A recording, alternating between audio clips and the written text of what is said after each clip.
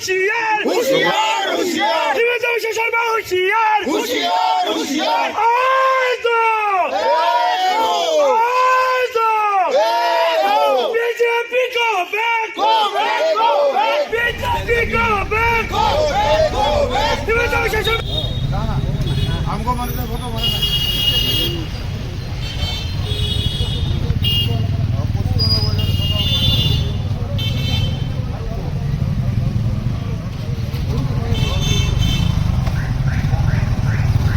আমার যোৱা 18/12/2024 ইং তাৰিখে আমাৰ গুৱাহাটীত ৰাজভৱন ঘেৰাও কাৰ্যসূচী আছিল। তাত আমাৰ কংগ্ৰেছৰ সতীৰ্থ এজন কংগ্ৰেছৰ সৈনিক এজন তাত আত্মআহুতি দিবলগীয়া হৈছে। তাৰ প্ৰতিবাদত আজি আমাৰ গোটেই অসমত জিলা আয়ুক্তৰ কাৰ্যালয়ৰ সন্মুখত অৱস্থান ধৰ্মঘট কাৰ্যসূচী আছিল।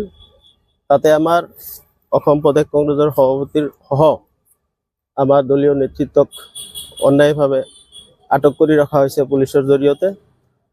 তেওঁলোকক মুকলি কৰি দিয়াৰ প্ৰতিবাদত আমি আজি আমাৰ অসমৰ মাননীয় মুখ্যমন্ত্ৰী হিমন্ত বিশ্ব শৰ্মা ডাঙৰীয়াৰ প্ৰতিমূৰ্তি দাহ কৰিছোঁ। আৰু এই কাৰ্যসূচী আমাৰ ব্লক কংগ্ৰেছৰ অসমত যিমান ব্লক কংগ্ৰেছ আছে তাৰ নেতৃত্বত অসম প্ৰদেশ কংগ্ৰেছ কমিটিৰ নিৰ্দেশত আমাৰ কাৰ্যসূচী ৰূপায়ণ কৰা হয়।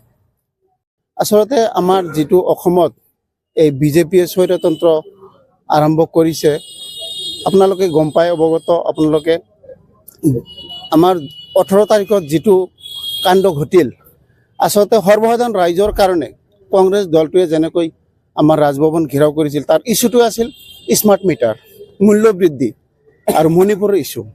এইবিলাক কৰাৰ কাৰণে যদি আজি বিজেপি দলে যদি আমাক তাৰমানে মাৰ্ডাৰ কৰিবলগীয়া হয়, কাৰণ আমাৰ কংগ্ৰেছ কৰ্মীয়ে ঘেৰাও কৰাৰ বিনিময়ত যদি প্ৰাণ আহুতি দিবলগীয়া হয়, এইটো আৰু বহুত দুখৰ বিষয়।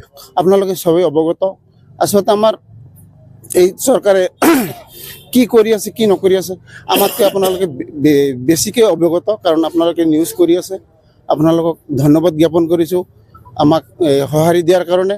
লগতে এই চৰকাৰে মূল্য বৃদ্ধি, তাৰপিছত আপোনাৰ মানে বহুত ধৰণৰ যেনেকুৱা গো মাংস, তাৰপিছত এই কিছুদিন আগত 900 কোটি টকা অলৰেডি সিহঁতে লোন লৈছে। আকৌ 25 তাৰিখত সিহঁতে ঋণ ল'ব, 24 তাৰিখত 900 কোটি টকা ঋণ ল'ব।